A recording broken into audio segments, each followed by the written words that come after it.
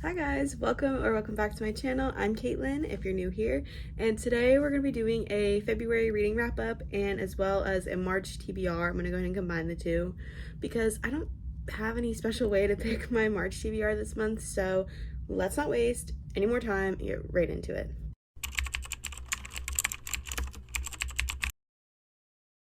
The first book is Ruby Spencer's Whiskey Year. I rated this a 4.5. This book was based in Scotland and it was about Ruby, who was living there for 1 year because she wanted to write a cookbook, and she was living in New York before doing a kind of like food editor job and was just finding that she was not satisfied with her career. So she ended up moving to Scotland for a year and met Brocken, and they called him Brew. This man, imagine like Cassian talking like Jamie Fraser from Outlander. That's who this man is. This book to me was perfection. It was like a good cozy romance that was just so easy to read. I loved all the characters. I loved Ruby's like progression throughout the story because she was in like her mid 30s, so she was having kind of those moments of like, oh, what am I doing? Like am I doing something wrong? And just that whole like self-discovery process was really enlightening to see and read and watch her just over time grow into a confident person, and then also just, you know, meet the love of her life while she was at it. And she, like I said, this book was, in my opinion, perfection. The only reason I rated it 4.5 stars was because of the ending. I was just kind of like, I wasn't a huge fan of it, but that's just a personal thing for me. But yeah, I loved this book. Then our book club pick for January was Powerless by Lauren Roberts. I ended up rating this a 3.75. I think this book would be really good if you were like just getting into fantasy, like if you hadn't read anything beforehand or maybe like 1 or 2 books before this. I just found it was a very fast-paced book, don't get me wrong. I finished it fairly quickly. I liked the 2 main characters. I was not a huge fan of like, felt super fast and sometimes it felt super slow, and it like there was so many high and low points of this book that I was just kind of like interested and then disinterested, and then it just depended on where I was. I personally, this may be a little bit of a spoiler, so skip a couple seconds, but I personally would rather have Peyton be with, is it Kit? Yeah, I think that's the brother's name. Oh god, that's how much I don't remember, because it was like like I liked it, but I didn't. Do I think I'll read the second one when it comes out? More than likely yes, just because the ending was like a little bit of like, ooh, like I need to know more. I don't know if I'll read the novella Powerful, which is about Adina. I don't know, maybe not. If I find some way to get it without paying like $17 at Barnes & Noble, I'll read it, but other than that, I won't be reading it. So yeah, 3.75 is like it was good. Wouldn't read it again. I read Queen of Shadows by Sarah J. Maas, and this is book 5 if you're reading the Throne of Glass series. So I can't talk about this one much because if you're reading the Throne of Glass series, this will be like spoiler. So skip once again a couple seconds ahead if you don't want to hear like spoilers about this book in general. But I was really happy to see Rowan. It was like page 200 and I think 16 or something like that. I was ready for him to be back. I needed him biblically, and when he came back I was like, thank God. Also, I feel like I'm not the only one who got like such weird vibes in the relationship between Adion and Aelin. I like sometimes it's more so him than her when they were talking about each other. I was just like, are y'all forgetting you're related or what? So I was really happy she had Rowan, because I can't even imagine if she went down the route of like not having Rowan in the story, how that would have went. I don't even want to talk about it. But I really love Lysandra being back. That she's one of my favorite characters, hands down. There's literally no competition with her. Like, she is my favorite character other than Yrene in Tower of Dawn and the Assassin's Blade. So I rated this book a 4.5 star. This was a lot of people's favorites in the series. I don't think it was my favorite. It was definitely better than Airfire and like Throne of Glass, I will say that, but my favorite is still either Crown of Midnight or the Assassin's Blade, specifically the Assassin's Blade. That is, I think, my favorite in the series. So I'm reading the tandem read. I'm really liking it so far. I just can't wait to finish this series so that I can get into reading Crescent City. Next up, I read Delilah Green Doesn't Care. I ended up rating this a 3.5 star, and The reason why for me is just like a huge reason, and that was because this love story was going really good. Like, I enjoyed all the characters. I loved both the main characters, Claire and Delilah. They were perfection. It was just the whole I don't know if it's like a trope or just like a thing that happens where it's like oh, it was just a dare, or oh, I dare you, like you can't do it. And it was brought up in the very beginning by Delilah's stepsister Astrid, and I was reading the book the entire time thinking like, oh god, like when is this going to come back up? And then when it did, I just hated when it happened. Like, it felt so late. It wasn't my favorite. But other than that, once I looked past that, like, I really liked this book. I loved Ruby, which was Claire's daughter in this book. I think she was great. I'm hoping we see more of her in the other two books, because this is an interconnected standalone series. So there's 2 other books about Delilah's sister Astrid and their friend Iris. So I hope we see more of Ruby, because I really loved her, and hoping we see like more of like her development and her just growing up in the series. Next, I started my first cowboy romance, and that was Done and Dusted by Lila Sage. I ended up rating this a 4-star, and this helped get me out of my like romance slump. So all of like the end of January, all of February really, I was kind of in a romance reading slump. Like, I typically am a romance reader, but there was just something about every romance book that was just nitpicky, and I was getting so frustrated with how annoyed I was getting at reading them. But this one really helped it. It was really short. I think it was like 300 pages or somewhere around that.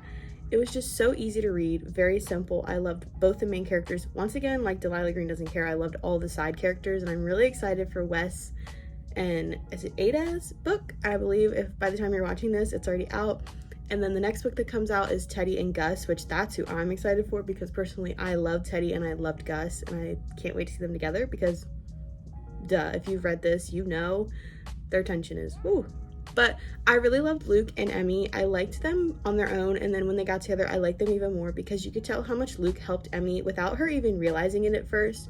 I think Emmy didn't realize how much she needed Luke, but in the best way possible, and him for her, or her for him.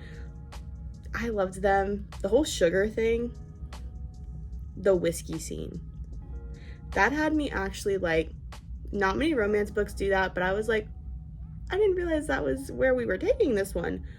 But I ate it up and I loved it. So like I said, I rated it a 4-star. Next, I dipped my toe into paranormal romance, and I read Bride by Ali Hazelwood. I buddy read this with Faith, so we both kind of had the same opinions on it. Like, we were like, we liked it, but it was like, eh. I ended up rating this a 3-star, I'm pretty sure. And I stick with that rating. Like, it was not my favorite book ever. I liked Lo. Misery was not my favorite female main character. I loved Anna, and then they like took her out like halfway through, and I was like, where did she go? Because that was all I cared about at this point. I kind of predicted what was happening with Serena, although I originally assumed that it was going to go in the route that she would be Lo's mate, and it would like, we were going to be tricked, like we think this is Misery, and then oh no, it's Serena.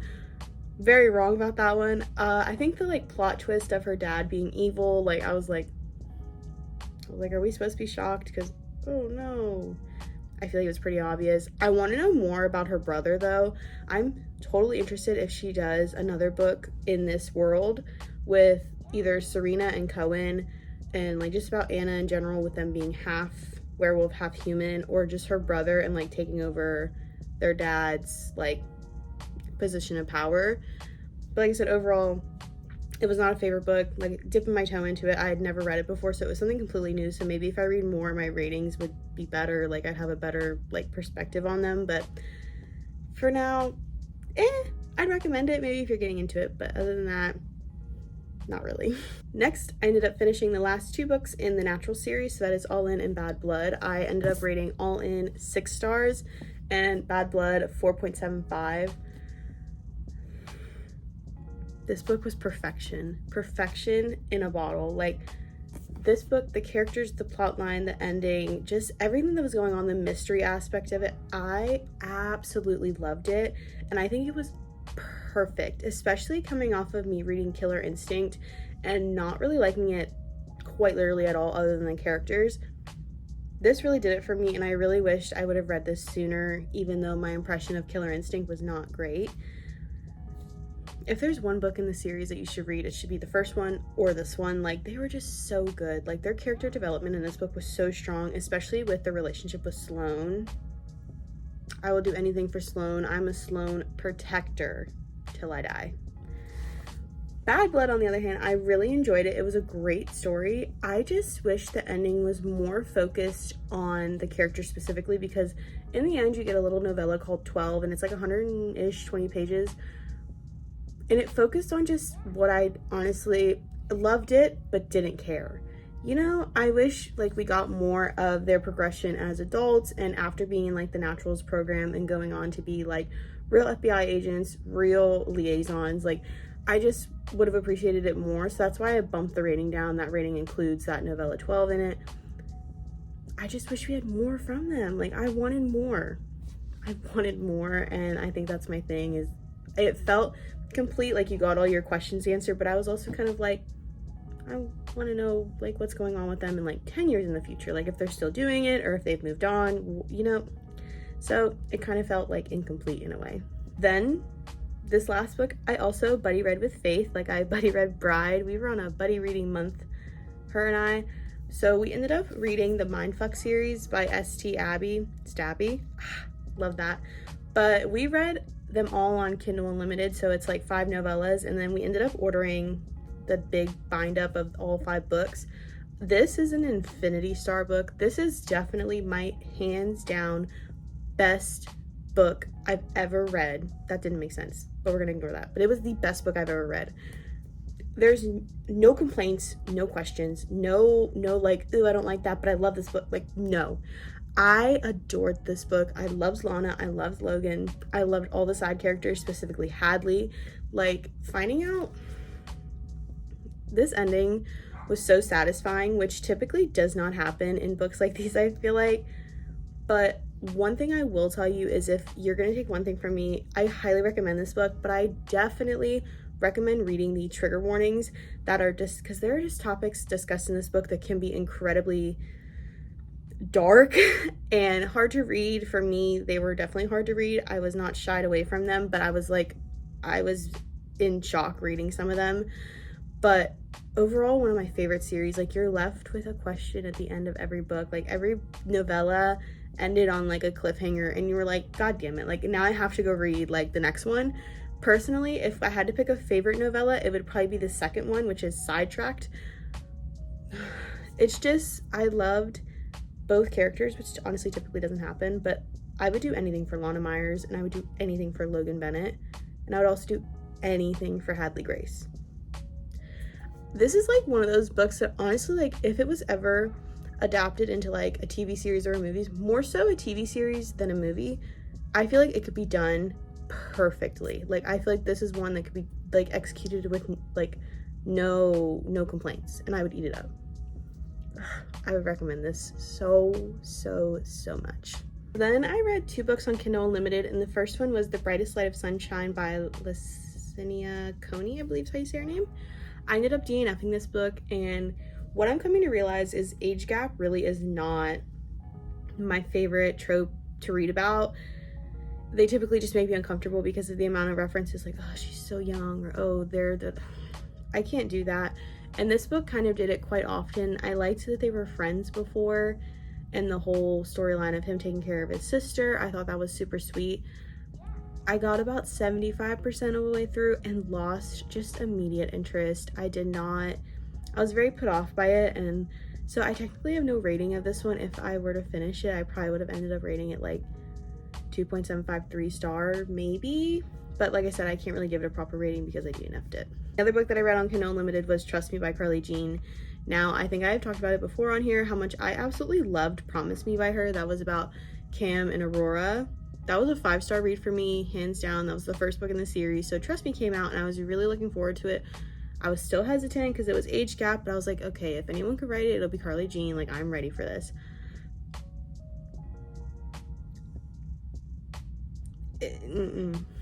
The mailman character in this book, I think in a way was genuinely insufferable, and I have read about some pretty insufferable main male characters. He is now at like the top.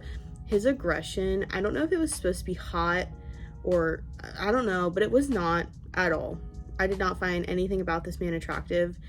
It had very much the like, I need to help her trope, like, oh my god, she's so helpless, so like let me help her in every aspect of her life and hope she falls in love with me. And I don't like that.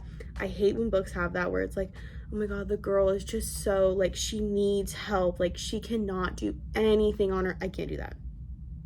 That's not for me. So I ended up finishing this book.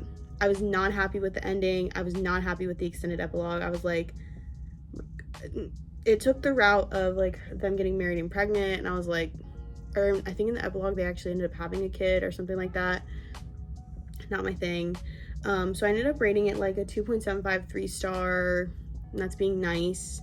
And it really sucks because, like I said, I really do love Carly Jean's writing, and I loved Promise Me, and I was looking so forward to this, but I was just really let down. But yeah. So now we're gonna get into my March TBR, so we're gonna get right into it. We're starting with Keeping 13 by Chloe Walsh. Now, I think I rated Finding 13 on this channel, it broke me. I'm not ready for Keeping 13, honestly. This book, I just know is gonna just take so much hurt to get to like that like happy ending, and it's probably not even gonna be a happy ending in the end.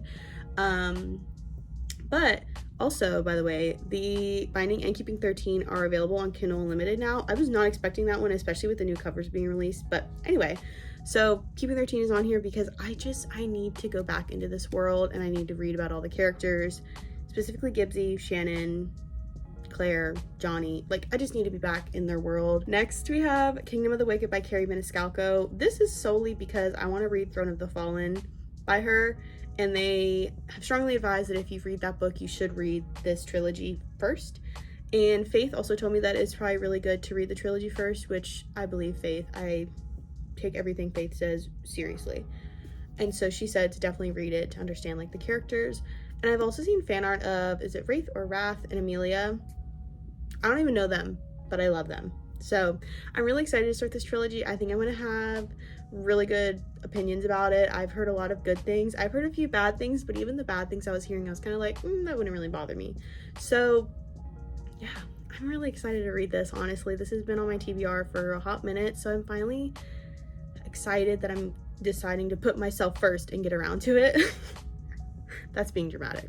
So dramatic, but I'm excited to read this. The next book is Ruthless Vows by Rebecca Ross. I am about 40% of the way through this one already this month. I have missed Roman and Iris so much that it's actually insane. I can't even explain it. Like, I just love them so much. They are my children, for real. I am so excited to see how this book plays out. I'm really loving it so far. I won't say much because if you haven't read Divine Rivals, then I can't really talk about this one, but I'm really hoping I finish this one in the month of March. I think I will. I'm already pretty much through it. So also, every book that I show after this, I am in the middle of. I'm in the middle of 6 books right now. So we're gonna just pretend that I didn't say that and pretend I haven't started any of these books. But we have The Love Hypothesis by Ali Hazelwood. This one I'm probably 20% of the way through. I'm trying to read this after reading Bride and not really liking it, so I'm trying to see if maybe I like her writing in this one better when it's just like a regular romance, I guess you could say. I'm liking it so far. It's fake dating, which I always eat up. My personal favorite fake dating book is The Fake Out by Stephanie Archer, but that's what we're going off of. It's not my favorite book. What I'm doing with this is I'm reading a lot of fantasy books this month, so I'm reading like a chapter or two in between like all those books. That's why I'm not that far into it. I'm taking this book really slow. I'm not trying to rush through it. I'm not annotating it. I'm just enjoying it. I'm liking the main male character. Is it Adam? Yeah. But I'm not picturing him as Adam Driver at all. Like, I haven't gotten any sign of him being like Adam Driver. I don't know. Maybe that's just me. I don't know Adam Driver like that. We are not tight. But I kind of like her so far. Not really.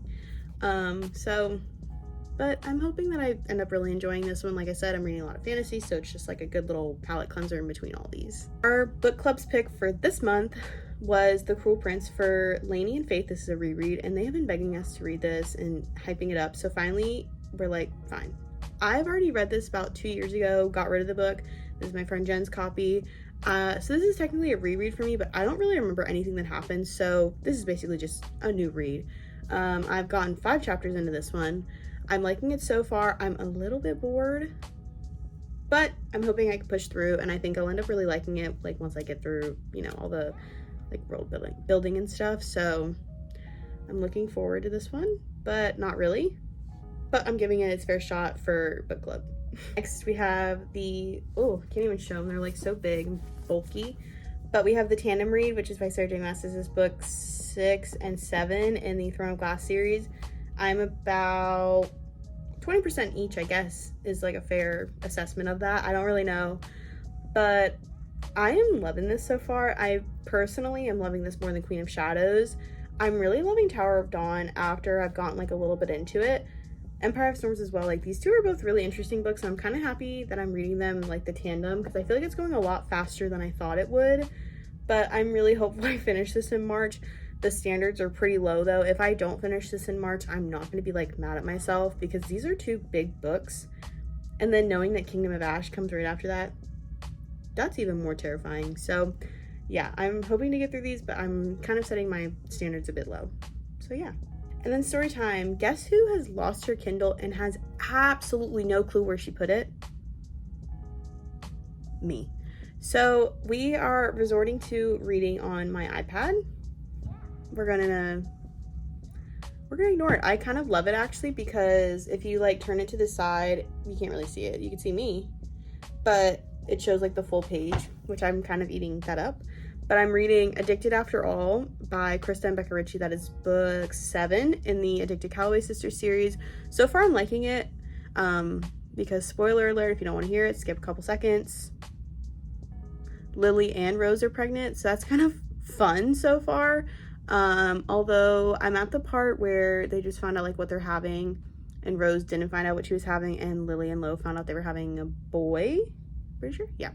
So I'm liking it so far. I've definitely missed being like in their little world, because they are just some interesting people to be able to read about.